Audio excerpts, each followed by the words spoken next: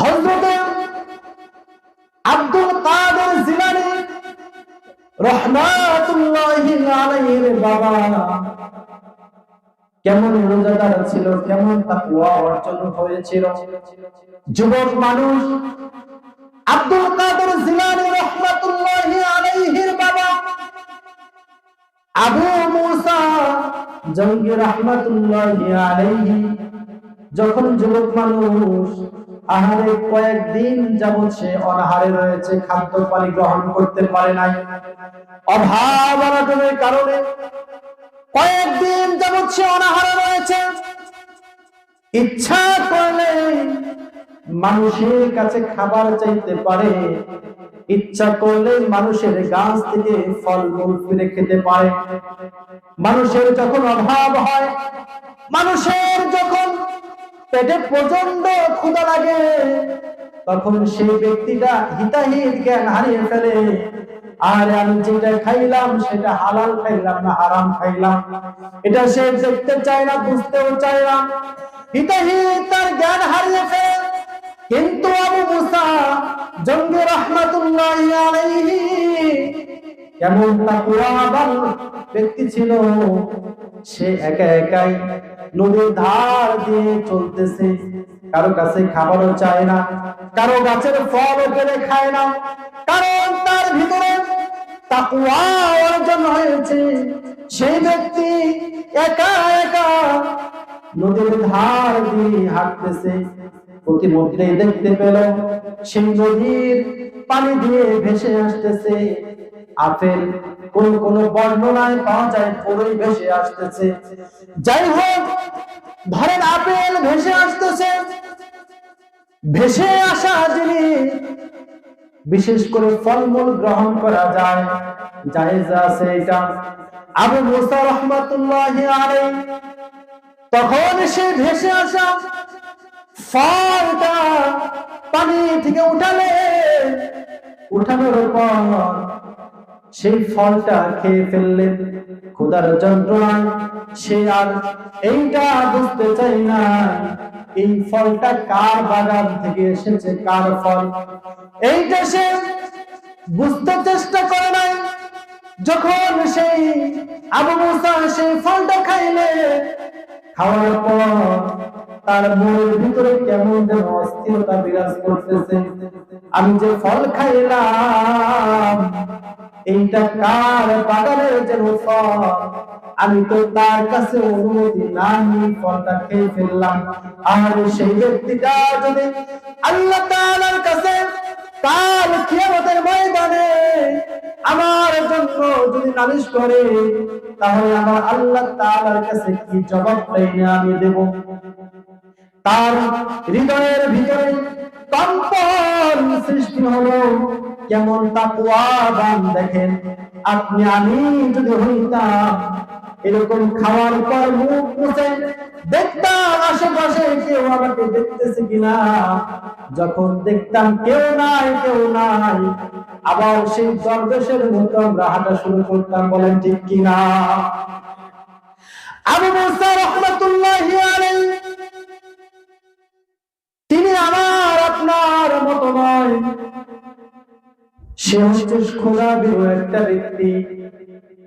আবু মুসা তখন ভাবলো, আরে কার মনে হয় বাগানের ফল আমি খাইলাম, অবশ্যই এই বাগানের যেই মালিক তাকে আগে খুঁজে বের করতে হবে। বলেন আল্লাহু আকবার। হাঁটতে হাঁটতে চলে গেলেন যেদিক থেকে পানির স্রোত আসতেছিল, সেই দিকে হাঁটতে হাঁটতে যায়। হাঁটতে হাঁটতে চলে গেল সেই বাগানের কাছে। দেখতে পেল একটি আপেলের বাগান দেখা যায়। সেই বাগানের কাছে যা বলতেছেন, এই বাগানের মালিককে। তখন সেই বাগানের মালিক ওই সময় বাগানের ভিতরে কাজ করতেছিল। আবু মুসা বললেন, এই বাগানটা কার? তখন সেই মালিক বলতেছেন, এই বাগানটা তো আমার। কেন, কি হয়েছে গো যুবক? আবু মুসা তখন বললেন, আমি কয়েকদিন অনাহারে রয়েছি, আমার পেটে কোনো খাবার নাই, আমি অত্যন্ত ক্ষুধার্ত একজন মানুষ। প্রতিমধ্যেই নদীর স্রোতে যখন একটি আপেল ভেসে যাইতে দেখেছি, তখন সেই আপেলটা উঠাইয়া আমি খেয়ে ফেলেছি।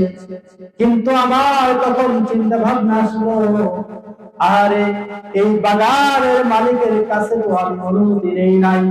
এই আপেল খাওয়ার কারণে যদি কাল কিয়ামতের ময়দানে এই বাগানের মালিক আমার বিরুদ্ধে নালিশ করে, আমি তো সেই কঠিন ময়দানে আমি আল্লাহ তাআলার রাহ থেকে নিষ্কৃতি পাবো না। এই কথা চিন্তা করে আমি বাগানের মালিকের কাছ থেকে অনুমতি নেওয়ার জন্য চলে এসেছি। বাগানের মালিক এই অবস্থা দেখে যুবকের কথা শুনে হতভম্ব হয়ে গেল। আল্লাহর জমিনে এইরকম যুবক আছে কিনা? তার মনের ভিতরে একটা চিন্তার উদয় হলো, এইরকম সন্তানকে হাতছাড়া করা যাবে না। অবশ্যই তার ভিতরে ভালো কোনো গুণ আছে, বলেন সুবহানাল্লাহ। অন্য কোন সাধারণ মানুষ তো এটা করার কথা নয়। দেখেন কাদের পৃষ্ঠদেশ থেকে, কাদের ঔরস থেকে এইরকম চরিত্রবান ব্যক্তি জন্ম নেয়। আমার আপনার ঘরে কেন আল্লাহ তাআলার আশিক জন্ম নেয় না? কেন আল্লাহওয়ালা সন্তান জন্ম নেয় না? আগে বাবা মার তাকওয়াবান হতে হবে। তাকওয়াবান যদি বাবা মার অন্তরে থাকে, তাহলে অবশ্যই সেই ঘরে একজন তাকওয়াবান সন্তানের জন্ম নেবে, বলেন ঠিক কিনা? তখন আবু মুসা জঙ্গি রাহমাতুল্লাহি আলাইহি যখন এই কথা বললেন, বাগানের মালিক অত্যন্ত খুশি। আমি অবশ্যই একটা সুন্দর চরিত্রবান যুবক পেয়েছি, তাকে তো হাতছাড়া করা যাবে না। এরকম যুবক তো আমার জানার মতো একটাও পাই নাই আমি। তখন বাগানের মালিক বলতেছেন, বাবা আমি তোমাকে ক্ষমা করতে পারি, আমি তোমাদের উপর কোনো দাবি রাখবো না, কিন্তু আমার শর্ত আছে। কি আছে? শর্ত আছে। আমার বাড়িতে তুমি 12 বছর বিনা টাকায় কাজ করতে হবে। যদি এই শর্তটা যদি পালন করো, তাহলে তোমাকে মাফ করব, তা না হলে মাফ করব না। মালিকের মনের ভিতরে একটা চিন্তা, যেই ব্যক্তি এত দূর থেকে একটা আপেলের, একটা ফলের এরকম দাবি মুক্ত পাওয়ার জন্য আমার কাছে আসতে পারে, অবশ্যই সেই ব্যক্তিটা 12 বছর কামলা দিতে রাজি হবে, বলেন সুবহানাল্লাহ। এখন আবু মুসা জঙ্গি রাহমাতুল্লাহি আলাইহি বললেন, হে আমার মালিক, সত্যি কি আপনি আমাকে মাফ করবেন? যান, যদি আপনি বলেন অবশ্যই 12 বছর আপনার বাড়িতে চাকরের কাজ করতে আমি রাজি। সুবহানাল্লাহ। আবু মুসা জঙ্গি রাহমাতুল্লাহি আলাইহি তখন যুবক মানুষ, বিবাহ করে না, সে একটা ফলের জন্য 12 বছর বিনা পয়সায় কাজ করতে রাজি হয়ে গেল। 12 বছর যখন অতিক্রম হলো, যখন বিদায় দিলেন, ও আমার মালিক, আপনার কথা মতো আমি 12টি বছর আপনার বাড়িতে বিনা পয়সায় কাজ করলাম, এখন আমাকে বিদায় দেন মেহেরবানি করে। তখন বলতেছেন, না না, এখন তোমাকে বিদায় দেওয়া যাবে না, আরো একটা শর্ত আছে। তখন বলল, আমার কি শর্ত? তখন বলতেছে, আমার একটি মেয়ে রয়েছে, সেই মেয়েটাকে তোমাকে বিবাহ করতে হবে, কিন্তু আমার মেয়ের কেমন কোয়ালিটি তোমাকে একটু বলে দেয়। আমার মেয়ে কিন্তু অন্ধ, চোখে দেখে না। আমার মেয়ে কিন্তু বাবা কথা বলতে পারে না।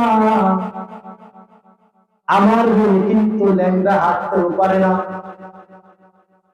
এই কথা যদি আপনাকে আমাকে বলেন তো কেউ বিবাহ করতে রাজি হবে কিনা বলেন? আবু মুসা জঙ্গি রহমতুল্লাহি আলাইহি বলতেছেন, মালিক এরকম মেয়েকে যদি বিবাহ করি তাহলে কি আপনি মাফ করবেন? সুবহানাল্লাহ বলবেন না? তার চিন্তা একটাই, আমাকে এই ফলে যে খেয়েছি এটা দায়ভার আমাকে মুক্ত হতে হবে, তা না হলে আল্লাহর আদালতে আমি কি জবাব দেব? সুবহানাল্লাহ। দেখেন তাকওয়া কাকে বলে?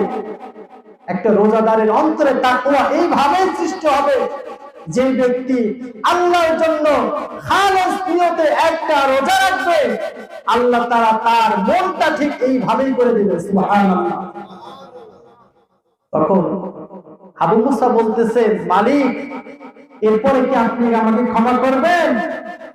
তখন বললেন, হ্যাঁ, এরপরে তোমাকে মুক্ত করে দেব, তোমাকে ক্ষমা করে দেব। তখন আবু মুসা জঙ্গি রহমতুল্লাহি আলাইহি সেই মালিকের অনুরোধে তার মেয়েকে বিবাহ করলেন। বাসর রাত চলে গেলেন, কারণ মেয়ে দেখতে কেমন বাবার কাছ থেকে শুনছে কি শুনে নাই বলেন তো? সব বিবরণী শেষ। যখন বাসর ঘরে ঢুকছে, দেখতেছে যে পূর্ণিমার চাঁদের মতো একটি মেয়ে বসে আছে। সে প্রথমে ভাবছে যে এটা তো আমার বিবি না, এটা তো আমার স্ত্রী না, কারণ আমার শ্বশুর যেইভাবে বর্ণনা দিছে বর্ণনার সাথে কোনো মিল আছে? মিল নাই। এটা তো আমার স্ত্রী হতে পারে না, বের হয়ে আসছে। তখন বলতেছেন, বাবা কি ব্যাপার, বাসর ঘর থেকে কেন বের হয়ে আসো? তখন বলতেছেন, আব্বা আপনি বলছেন কার কথা, ওইখানে বসায় রাখছেন কাকে, কেন? তখন বলতেছেন, আমি দেখতেছি আজ তো পূর্ণিমার চাঁদ বসে আছেন। সুবহানাল্লাহ। আপনি না বলছিলেন আপনার মেয়ে অত্যন্ত কালো? তখন বলতেছেন, হ্যাঁ আমি তো তোমাকে এই কথা বলছিলাম, আমার মেয়ে অত্যন্ত কালো। কেন বলছিলাম জানো? তখন বলতেছেন, না আমি তো জানি না। তখন বলতেছে যে আমার বাড়িতে 12টি বছর তুমি কাজ করেছো, আমার মেয়ের চেহারা দেখছো তুমি? তখন বলতেছেন, না আজ পর্যন্ত আপনার মেয়ের চেহারা আমি দেখি নাই। তখন বলতেছেন, আবু মুসা শুধু তুমি কেন, এই অত্র এলাকার এরকম কেউ আমার মেয়ের চেহারা দেখে নাই, সব সময় কালো চাদরে ঢাকা থাকতো, এই কারণে আমি বলছি আমার মেয়ের চেহারা কালো। সুবহানাল্লাহ। তখন বলতেছে যে আপনি না বলছিলেন যে আপনার মেয়ে বোবা, কথা বলতে পারে না?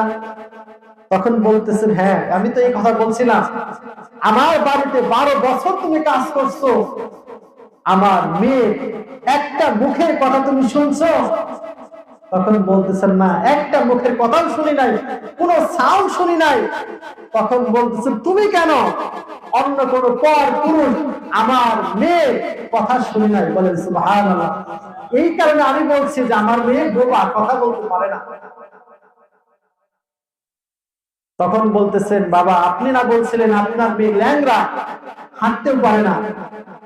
তখন বলছে যে হ্যাঁ আমার মেয়ে ল্যাংড়া, হাঁটতে পারে, এই কথা বলছিলাম, কারণ হচ্ছে আমার মেয়ে আমার অনুমতিতে কোনদিন আমার ঘর থেকে বের হয় নাই, যার কারণে বলছে আমার মেয়ে ল্যাংড়া।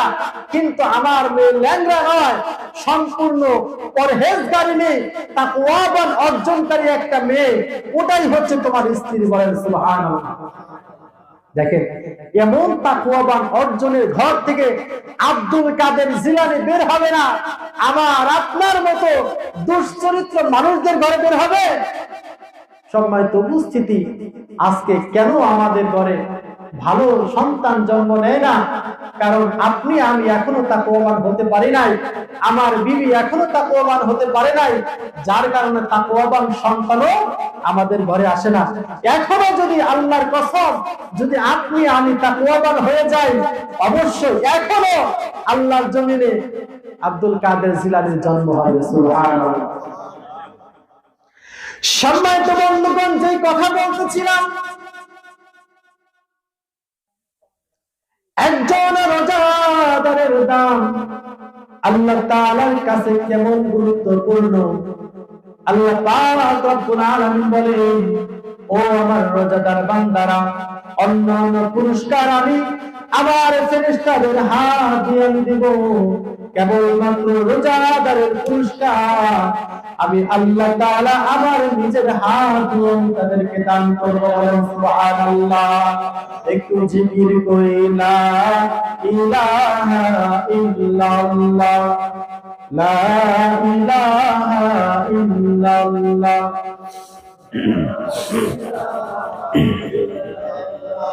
লা ইলাহা ইল্লাল্লাহ, লা ইলাহা ইল্লাল্লাহ।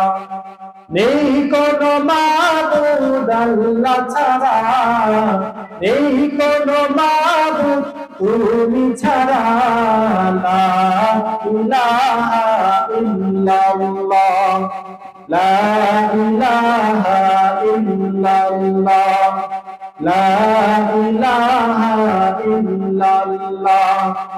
আল্লাহ নামের জিকির করবে যারা, আল্লাহর কাছে প্রিয় তারা, আল্লাহর কাছে প্রিয় যারা, জান্নাতে প্রবেশ করবে তারা। জোরে লা ইলাহা ইল্লাল্লাহ, লা ইলাহা ইল্লাল্লাহ, লা ইলাহা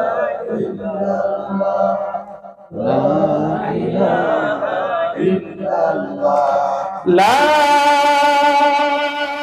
ইলাহা ইল্লাল্লাহ, মুহাম্মাদুর রাসূলুল্লাহ সাল্লাল্লাহু আলাইহি ওয়াসাল্লাম। সম্মানিত উপস্থিতি, যে কথা বলতেছিলাম, তাহলে সব আমলের প্রতিদান আল্লাহ তাআলা ফেরেশতাদের হাতে দিবেন। রোজাদারের প্রতিদান কার হাত দিয়ে দিবে? আল্লাহ তাআলার হাত দিয়ে দিবে। সম্মানিত উপস্থিতি, আল্লাহ তাআলার হাতের দাম কত বিশাল হবে। এক দেশের এক বাদশা, তার দীর্ঘদিন যাবৎ কোনো সন্তানাদি হয় না। সেই বাদশা মনে মনে ভাবলো এবং সকল প্রজাদেরকে ডাক দিয়ে বলতেছেন, আমার জন্য সকলে দোয়া করো, আল্লাহ তাআলা যদি আমাকে একটি নেক সন্তান দান করে, তাহলে তোমরা প্রজা আমার কাছে যা চাবা আমি তাই দিয়ে দেব। তো এতগুলো প্রজার ভিতরে সবাই দোয়া করছে, কার দোয়া কখন কবুল হয় কেউ বলতে পারে না। একটা মানুষের শরীরে ভালো দামি পোশাক নাই, তাতে কি হয়েছে? একটা মানুষ টাকা পয়সার মালিক নাই, তাতে কি হয়েছে? একটা মানুষের এরকম মাথায় টুপি নাই, দাড়ি নাই, তাতে কি হয়েছে? আল্লাহ তাআলা কখন কার দোয়া কবুল করে কেউ বলতে পারে না। সকলের কাছে দোয়া চাইছে, হে আমার প্রজারা, আমার জন্য আল্লাহ তাআলার কাছে দোয়া করো, যদি আমার সন্তান হয় আমার কাছে তোমরা যা চাবা তাই দিব। তখন দোয়া করছে সকলে। আল্লাহ তাআলার কি কারিশমা! আল্লাহ তাআলা সেই বাদশাকে একটা নেক সন্তান দান করছে। সন্তান দান করার পর সকল প্রজাদেরকে দাওয়াত করছে, খুশির খবর। আর বাদশা তো ওয়াদা করছিল যা চাবে তাই দিব।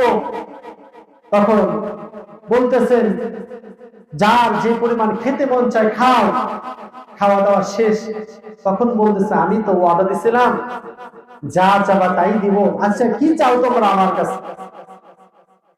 এক প্রজা বলতেছে, রাজামশাই, আমার তো তেমন কিছুই নাই, দরিদ্র মানুষ, আপনার কাছ থেকে টাকা নিয়ে একটি বলদ কিনছিলাম, সেই বলদ দিয়ে চাষাবাস করে এতে বলদের টাকা আপনাকে দিতে হবে, বলদটা তো আপনার।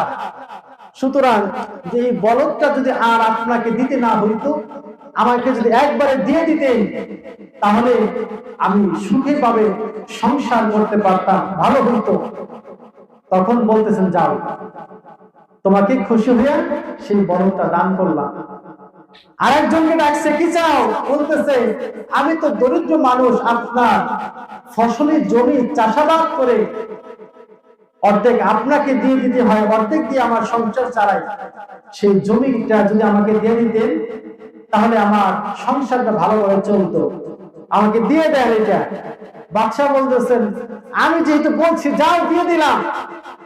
সকল প্রজাদের যার যা চাওয়া আছে চাইয়া নিয়ে গেল, কিন্তু সেনাপতি এই পেছনে চেয়ারটা ধরে রয়েছে, কিছুই বলে না। তখন বাদশাহ বলতেছে যে কি ব্যাপার সেনাপতি, সকলেই তো সব কিছু চেয়ে নিয়ে গেল, কিন্তু তুমি তো কিছুই চাইলা না। তখন বলতেছে আমি তো এত বোকা মানুষ না, আমি যদি চাই বড়টাই চাও। তখন বলতেছেন কি চাও? তখন বলতেছে আমি আপনাকে চাই। আরে আমাকে তো তুমি কি করবা? তখন বলতেছেন কেন, এই রাজত্ব কার? তখন বলতেছে আমার। আরে আপনাকে যদি পেয়ে যাই তাহলে পুরো রাজত্বই তো পেয়ে গেলাম, সুতরাং আমি ছোট কাজ কিছু চাই না, আমি আপনাকেই চাই। তখন বাদশাহ বলতেছেন আচ্ছা চালাক লোক তো, আমাকে চাওয়া মানে কি, রাজত্ব তো অর্ধেক ভাগ তোমারই। তখন বলতেছেন যাও, শেষ নেই, তুমি যেটা চাইছো অর্ধেক রাজত্বের ভাগ তোমাকে দিয়ে দিলাম। সুবহানাল্লাহ। সম্মানিত বন্ধুগণ, দুনিয়া রাজা বাদশার যদি এমন মন মানসিকতা হয়, তাহলে আমার আল্লাহ হচ্ছে সবচেয়ে রাজা। আল্লাহ তাআলার হাত দিয়ে যদি কোনো কিছুই দেয়, অবশ্যই সেই জিনিসটা ছোটখাটো কোনো জিনিস নয়। আল্লাহ পাক রব্বুল আলামিন যখন হাসরের ময়দান কায়েম করবেন, সকল মানুষের পেরেশান থাকবে, কেবলমাত্র শুধুমাত্র আল্লাহ তাআলা কিছু স্পেশাল লোকদেরকে পর্দার অন্তরালে নিয়ে যাবেন। পর্দার নিয়ে যাওয়ার পর আল্লাহ তাআলা সেই বান্দাদেরকে প্রশ্ন করবেন, ও আমার বান্দা, দুনিয়াতে তুমি এই অন্যায়টা করেছিলা কিনা, এই পাপাচারটা তুমি করেছিলা কিনা? তখন আল্লাহ তাআলার কাছে কান্না করে দিয়ে বলবেন, আল্লাহ আমার ভুল হয়েছে, আল্লাহ ওই অন্যায় কাজটা আমার করা উচিত হয় নাই গো, আল্লাহ আমাকে মাফ করে দেন, আমাকে ক্ষমা করে দেন। আল্লাহ তাআলা বলবেন, ও আমার বান্দা ঘাবড়ে যেও না, চিন্তা কইরো না, তোমাকে মাফ করার জন্য আমি আল্লাহ তাআলা স্পেশাল পর্দার আড়ালে তোমাকে ডেকে এনেছি। বলেন সুবহানাল্লাহ। অর্থাৎ আল্লাহ তাআলা যে ব্যক্তিকে আল্লাহ তাআলা ভালোবাসবে, পছন্দ করবে, মহব্বত করবে, আল্লাহ তাআলা তার হিসাবটা সর্বসাধারণ মানুষের সামনে নেবে না। আল্লাহ তাআলা তাদেরকে সুন্দর করে আড়ালে রাখবেন। আল্লাহ পাক রব্বুল আলামিন সান্ত্বনা দিয়ে বলবেন, ও আমার বান্দা ঘাবড়ে যেও না, ভয় পেও না, অবশ্যই ক্ষমা করার জন্য আমি তোমাদেরকে আমার কাছে টেনে এনেছি। বলেন সুবহানাল্লাহ। আল্লাহ তাআলা সেই বান্দাদেরকে ক্ষমা করে দেবেন। ক্ষমা করার পর আমার আল্লাহ তাআলা অর্ডার করবেন জান্নাতি ফেরেশতাদেরকে, যাও যাও আমার এই বান্দাকে জান্নাতের ভিতরে প্রবেশ করে দাও। সমস্ত জান্নাতীরা যখন জান্নাতে প্রবেশ করবে, আমি শুধু সংক্ষিপ্তভাবে বলতেছি, কারণ আল্লাহ তাআলা যেহেতু নিজের হাতে রোজাদারদের পুরস্কার দেবেন, কেমন করে দেবেন সেটা আল্লাহ তাআলা ভালো জানেন, আমার আপনার জানতে পারি না। আমার আপনি বলতেও পারি না, কিন্তু আল্লাহ তাআলা যাকে ক্ষমা করবেন এইভাবে সহজভাবে ক্ষমা করে দিবেন। আল্লাহ তাআলার বান্দারা যখন জান্নাতে প্রবেশ করবেন, জান্নাতের ভিতরে কত নাজ নিয়ামত থাকবে। আল্লাহ তাআলা সমস্ত নাজ নিয়ামত দেওয়ার পর বান্দাদেরকে আল্লাহ তাআলা প্রশ্ন করবেন, ও আমার বান্দারা, তোমাদেরকে আমি যা বলেছি দুনিয়াতে যদি ভালোভাবে চলো, যদি সৎ পথে চলো, আমি আল্লাহ তাআলা ইবাদত করো, আল্লাহর আমার রাসূলের দেখানো পথে যদি তোমরা চলো, তোমাদেরকে সুশীতল জান্নাত দান করা হবে। আমার সেই কথা মতো তোমরা সেই আমার জান্নাত পেয়েছো কিনা? জান্নাতীরা সকলেই উচ্চ আওয়াজে বলবে, আল্লাহ তাআলা অবশ্যই জান্নাত পেয়েছি, কিন্তু জান্নাত যে এত সুন্দর, এত মায়াবী, এত সুন্দর জান্নাত কখনো আমরা দেখি নাই, কখনো আমাদের চিন্তার ভিতরে আসে নাই। চিন্তার দেখার জান্নাত এত সুন্দর, আল্লাহ তাআলা অবশ্যই আপনার ওয়াদাকৃত জান্নাত আমরা পেয়ে সন্তুষ্ট হয়েছে। বলেন সুবহানাল্লাহ। যখন এই কথা বলবেন জান্নাতীরা, আল্লাহ তাআলা বলবেন, ও আমার বান্দারা, এতেই তোমরা সন্তুষ্ট হয়ে গেলাম। জান্নাতের ভিতরে কি নাই? কি নাই? সব কিছুই আছে। একটা মানুষ জান্নাতের ভিতরে যা চাইবে তাই পাবে। এই বয়ান শোনার পর এক ব্যক্তি বলতেছেন, হুজুর, জান্নাতে কি বিড়ি খাওয়ার সুযোগ আছে? কি খাওয়া? বিড়ি খাওয়ার সুযোগ আছে নাকি? বিড়ি দিব? সম্মানিত উপস্থিতি, দুনিয়াতে আমরা বিভিন্ন আকাঙ্ক্ষা পূরণ করার জন্য সেই জিনিসটা হালাল নাকি হারাম, জায়েজ নাকি না জায়েজ, এইটা আমরা দেখি না। সাময়িক একটু আনন্দ নেওয়ার জন্য কত কিছুই করি আমরা, একটু সুখ নেওয়ার জন্য। কিন্তু জান্নাতে সুখ নেওয়ার এত এত নিয়ামত আছে, বিড়ির কথা আপনার মনেই থাকবে না। বলেন সুবহানাল্লাহ। বিড়ি একটা জিনিস এনে নাকি এর চেয়ে কত আনন্দদায়ক, কত আরাম আয়ের ভোগ করা জিনিস আছে, তখন বিড়ির কথা মনে থাকবে না।